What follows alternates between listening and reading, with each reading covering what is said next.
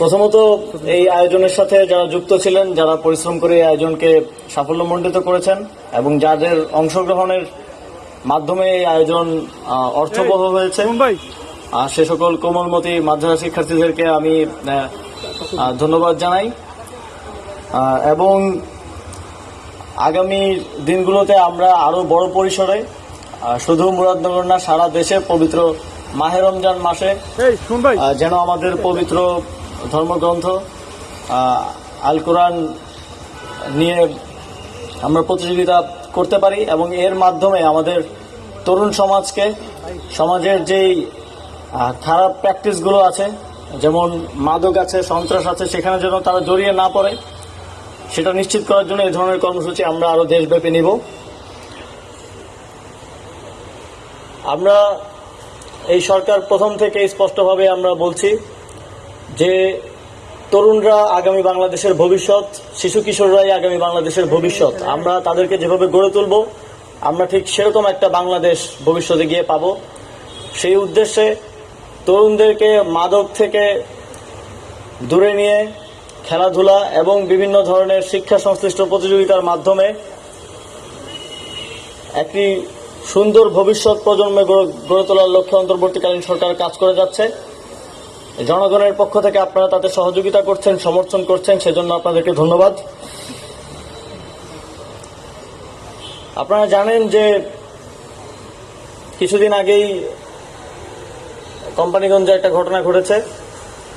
অত্যন্ত দুঃখজনক যে এই জুলাই গণঅভ্যুত্থানে শত সহস্র শহীদের রক্তের বিনিময়ে আমরা যে স্বাধীনতার কথা বলছি, সেখানেও পূর্বের মতো বিভিন্ন উপায়ে চাঁদাবাজি, সন্ত্রাসের মতো ঘটনাগুলো চলমান আছে।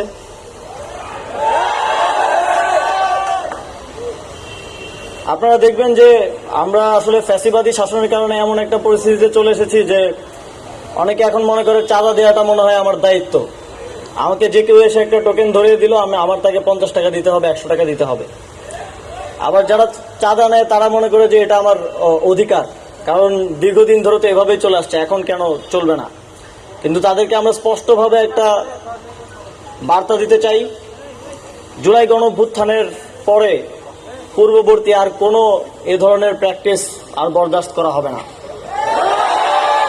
সারা বাংলাদেশে অন্তর্বর্তীকালীন সরকার চায় জুলাই গণঅভ্যুত্থানে শহীদরা যে কারণে জীবন দিয়েছে একটি সুন্দর বাংলাদেশ গড়ার জন্য, সেই বাংলাদেশ বাস্তবায়নে পূর্ববর্তী সময়ে চাঁদাবাজি, মাদক ব্যবসা সহ যেই বিষয়গুলো সমাজকে ধ্বংস করেছে, তরুণ প্রজন্মকে ধ্বংস করেছে, সেগুলোকে খুব শক্ত হাতে দমন করা হবে। আমাদের সৌভাগ্য যে আমাদের এখানে এখনো সচেতন মানুষজন আছে যারা এই চাঁদাবাজির বিরুদ্ধে রুখে দাঁড়িয়েছে, যারা আঘাতপ্রাপ্ত হয়েও এই চাঁদাবাজির বিরুদ্ধে প্রতিবাদ করেছে। এটা আমাদের গর্ব যে মুরাদনগরে এখনো এরকম মানুষজন আছে। আমরা সারা দেশের তরুণ সমাজকে আহ্বান জানাতে চাই, আপনারা যেখানেই চাঁদাবাজি দেখবেন, যেখানেই দেখবেন যে বিভিন্ন সমিতির নামে টোকেন ধরিয়ে দিয়ে টাকা নেওয়া হচ্ছে, সেখানেই প্রতিবাদ করবেন, সেখানেই রুখে দেবেন। স্থানীয় প্রশাসন, পুলিশ এই চাঁদাবাজদের এবং মাদক সন্ত্রাসদের দমনে কাজ করে যাচ্ছে।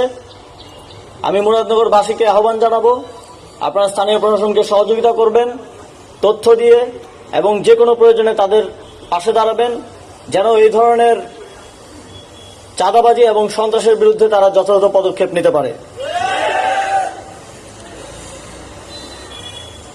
সর্বোপরি আজকে এত সুন্দর একটি কর্মসূচি হাতে নেওয়ার জন্য এবং আয়োজন করার জন্য আমি মুরাদনগর উপজেলা প্রশাসনকে ধন্যবাদ জানাতে চাই, এবং আপনারা যারা এই আয়োজনকে সাফল্যমণ্ডিত করেছেন, অংশগ্রহণ করেছেন, আপনাদেরকে আবারও বিশেষভাবে ধন্যবাদ জানিয়ে আমার বক্তব্য শেষ করছি। আসসালামু আলাইকুম।